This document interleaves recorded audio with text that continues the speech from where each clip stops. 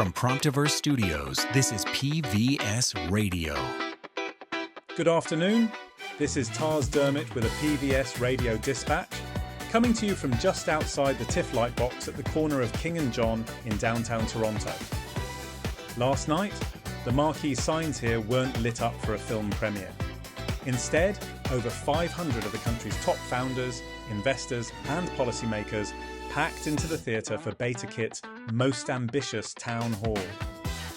The energy inside wasn't just electric, it was fiercely urgent. We are kicking off Toronto Tech Week at a massive economic and cultural inflection point. Now, let's break down what happened at last night's event.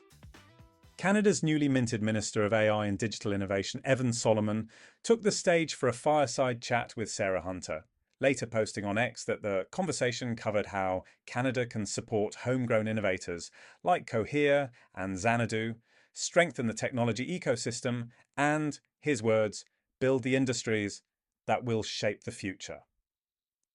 The global race for AI leadership is moving fast, the minister wrote. Canada is building to compete. But the real structural heat came right after from the frontline builders.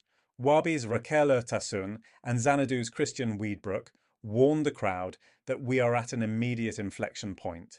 The message: the days of slow, decade-long procurement cycles and sideline hesitation are officially over.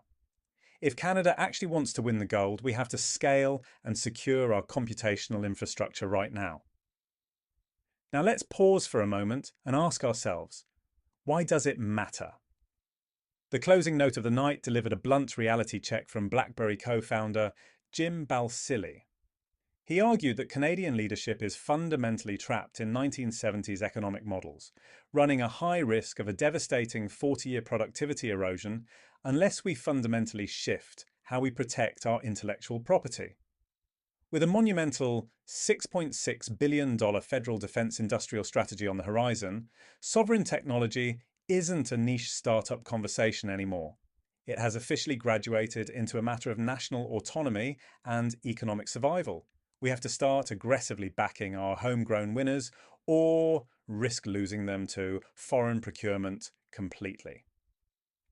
From our perspective here at Next Schoolhouse, this town hall shifts the entire baseline of the public conversation. Sovereignty isn't just an economic defense mechanism, it is fundamentally an issue of equity and access.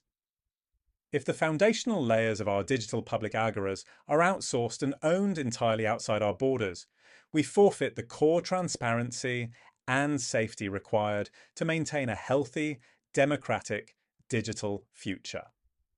The tech sector wants the wind at its back from Ottawa, and it absolutely needs it. But as we build this sovereign engine, the NSH philosophy demands that this momentum lifts the entire ecosystem, not just the loudest corners of it. True innovation requires an open, secure and accessible foundation for the next generation of Canadian builders. 500 people in a movie theatre agreeing that sovereignty matters is a beginning. The question is whether the building starts tomorrow. For PvSRadio Dispatches, reporting from the TIFF Lightbox, I'm Dermit.